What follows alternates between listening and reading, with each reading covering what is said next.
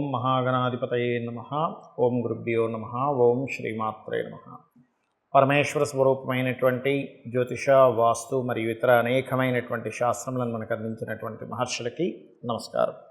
హయగ్రీవ హయగ్రీవ హయగ్రీవేతి యో వదేత్ తస్య నిస్సరతే వాణి జహ్నుకన్యా ప్రవాహవత్. అరుణాం కరుణాతరంగితాక్షీం ధృతపాశాంకుశపుష్పబాణచాపాం అనిమాదివిరావృతాం మయూకైః అహమిత్యేవ విభావయే భవానీం. శ్రీమాత్రే నమః. ప్రేక్షకులకి ఆ లలితాంబిక అమ్మవారి యొక్క అనుగ్రహం పరిపూర్ణంగా కలగాలని మనస్ఫూర్తిగా కోరుకుంటూ మనం ఈరోజు చెప్పుకోబోయేటువంటి టాపిక్ ఏమిటి అంటే, ఇప్పుడు మనకి 1వ తేదీ నుంచి కుజుడు తన ఓన్ హౌస్లోకి ఫైరీ సైన్లోకి వస్తున్నాడు. మరియు శని కుంభరాశిలో ఉండి తన ఓన్ హౌస్ నుంచి కుజుడిని వీక్షిస్తున్నాడు.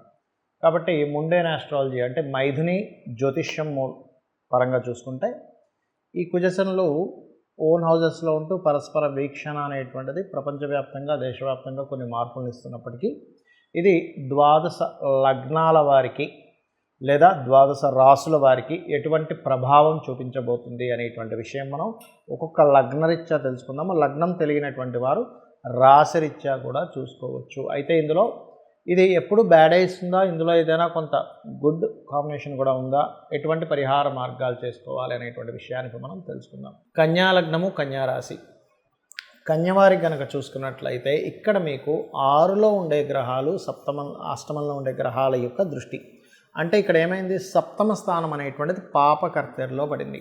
సప్తమ స్థానాన్ని మనకి శాస్త్రంలో ఏం చెప్తారంటే జీవిత భాగస్వామి, పార్ట్నర్సు, సామాజికమైనటువంటి విషయాలు, బ్యాక్ పెయిన్ అంటారు దాన్ని, అంటే నడుముకు సంబంధించినటువంటి ప్రదేశాలుగా చూపిస్తూ ఉంటారు. ఇది పాపకత్తెరలో పడ్డప్పుడు ఏమవుతుంది, సర్వసాధారణంగా ఈ సమయంలో ఈ 45 డేస్ ఎలాగో మనకి మూడాలు ఉన్నాయి. బట్ ఏంటంటే సప్తమంలో రాహు ఉండడం కానీ, సప్తమ స్థానం పూర్తిగా పాపగ్రహ సంబంధంలో ఉండడం కానీ ఉన్నప్పుడు సర్వసాధారణంగా కన్యాలగ్నం అంటే ఏంటి, ఈ కన్యాలగ్నం వారు ఈజ్ వెరీ క్లియర్లీ షోయింగ్ వీళ్ళు వ్యాపార సంబంధించిన ఆలోచనలు, మేనేజ్మెంట్ ఆలోచనలు కలిగిన వారు. ఈ సప్తమం ఇలా ఉన్నప్పుడు బిజినెస్ రిలేటెడ్ సంబంధించిన విషయాల్లోని, సామాజికమైనటువంటి విషయాల్లోని, వివాహ సంబంధించిన విషయాల్లోని కొంచెం బ్యాక్ పెయిన్స్ ఉన్నటువంటి వారు కొంత జాగ్రత్తగా ఉంటూ, అష్టమంలో కుజుడు ఉన్నందుకు కాస్త వాహనాల మీద వెళ్ళేటప్పుడు కొంత జాగ్రత్త తీసుకోవాలి. మరి ఇది మంచి ఫలితాలు కూడా ఇవ్వాలి కదా. ఎటువంటి మంచి ఫలితాలు ఇస్తుంది అంటే విదేశీ యోగాలను ఇస్తుంది. బికాజ్ ఆఫ్ సప్తమంలో రాహున విదేశీ యోగం ఇస్తుంది. సో విదేశీ యోగాన్ని, ఇన్వెస్ట్మెంట్స్ విషయంలో కొంతవరకు కలిసి రావడము, తండ్రి గారి ఆస్తికి సంబంధించిన విషయంలో కొంతవరకు కలిసి రావడం ఇటువంటివి ఇస్తుంది. కాకపోతే ఈ 12వ స్థానం మీద శని యొక్క దృష్టి కూడా ఉంది కాబట్టి దగ్గర దాకా ఉందండి, ఇదిగోండి ఇంకేముంది ఆస్తి వస్తుంది అనుకునే టైంకి కొంత ఇబ్బంది పడుతున్నామని అనుకున్నప్పుడు నేను చెప్పేది ఒకటే, ఆలయంలో మీకు తెలిసినటువంటి ఆంజనేయ స్వామి ఆలయము, సుబ్రహ్మణ్యేశ్వర స్వామి ఏదైనా ఒక ఆలయంలో నువ్వుల నూనెని దీపారాధన కోసమని ఇవ్వండి.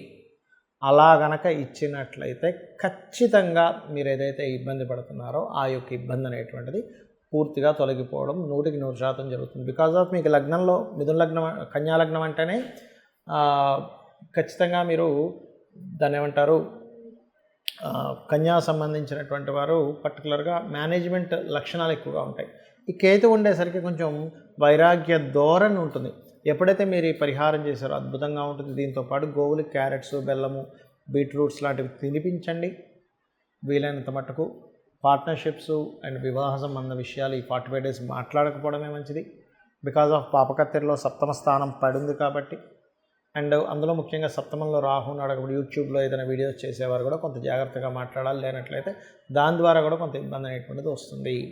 ఇక్కడ పర్టికులర్గా ఈ కుజుడు, శని, ఓన్ హౌస్ అండ్ శని యొక్క దృష్టి, దీంతో పాటు మనకి ఈ సంవత్సరం క్రోధినామ సంవత్సరం అయింది.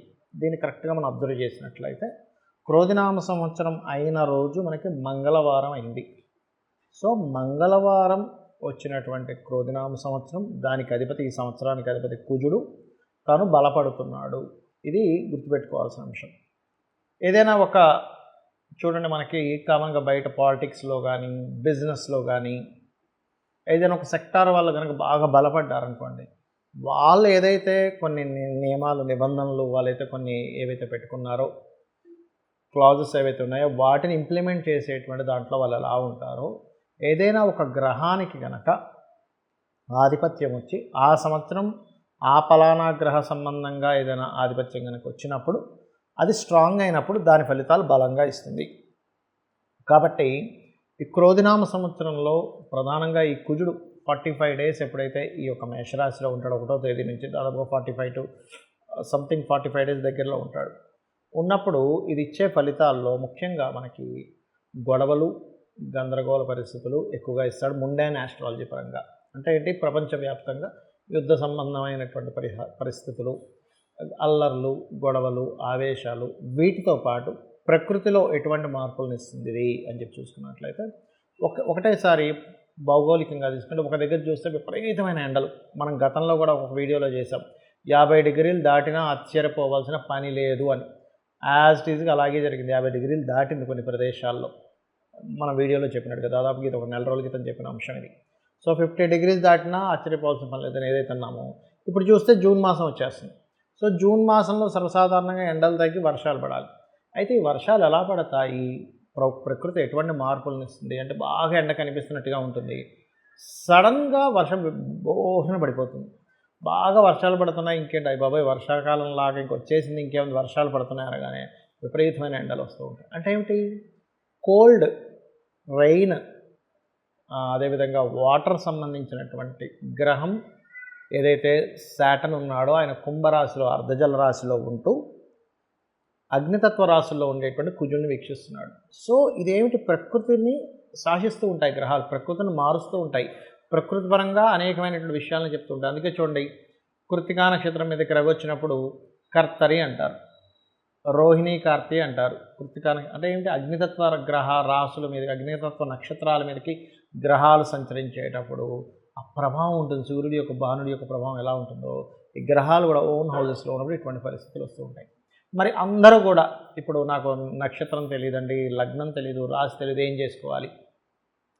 ఇదేంటంటే యూనివర్సల్గా ఇచ్చేటువంటి ఒక అగ్ని ప్రమాదాలు కానివ్వండి, లేకపోతే విపరీతమైన ఎండలు కానివ్వండి, విపరీతమైన వానలు కానివ్వండి, దేశానికి మధ్యన ఏదో తెలియని ఒక చిన్న ఘర్షణ వాతావరణం కానివ్వండి, పోలీసు, మిలిటరీ ఇట్లాంటి వాళ్ళ మీద ప్రెజర్ ఉండడం కానివ్వండి, ఇటువంటివన్నీ ఒక ఎత్తు. అయితే అందరూ అంటున్నారు పంచగ్రహ కూటం వల్ల ఏదో విపత్తు వస్తుంది. పంచగ్రహ కూటం వల్ల ఇటువంటి విపత్తు రాదు, గుర్తుపెట్టుకోండి.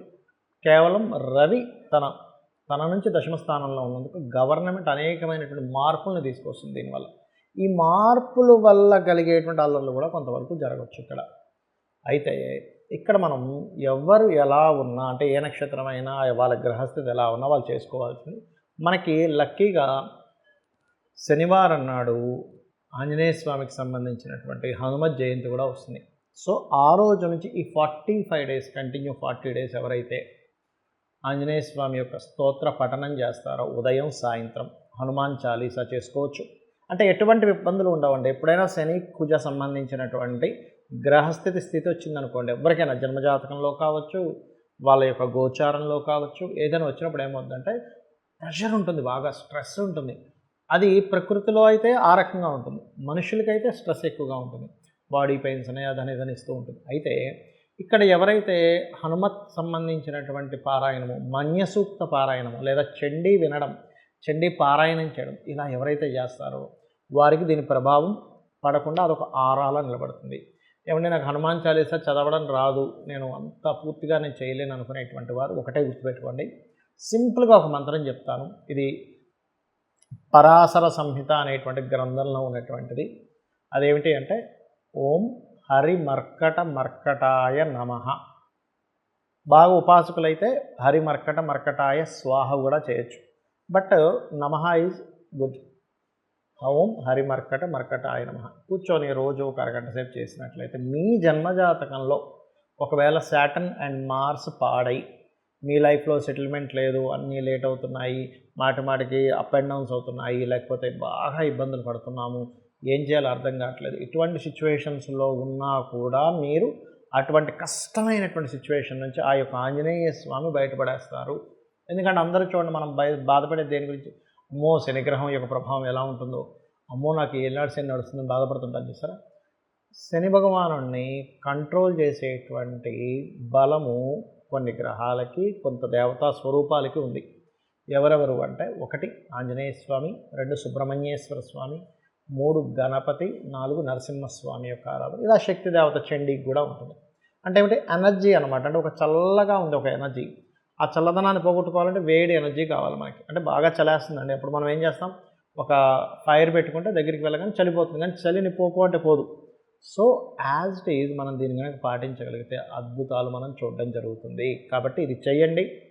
ఎటువంటి క్లిష్టమైన పరిస్థితుల నుంచి అయినా మీరు బయటపడడం జరుగుతుంది. కాకపోతే కొంచెం ఈ కుజశనుల వీక్షణ ఉంది కాబట్టి కొద్దిగా ఈ అల్లర్లు ఎక్కువగా జరుగుతాయని, లేకపోతే గతంలో ఎప్పుడైనా చూడండి ఈ బాంబ్ బ్లాస్ట్ ఇట్లాంటి ఏదైనా పరిస్థితులు ఉన్నాయని ఏమాత్రం అనుమానం అనిపించినా వాటి జోలికి వెళ్ళకండి. శ్రీమాత్రే నమః.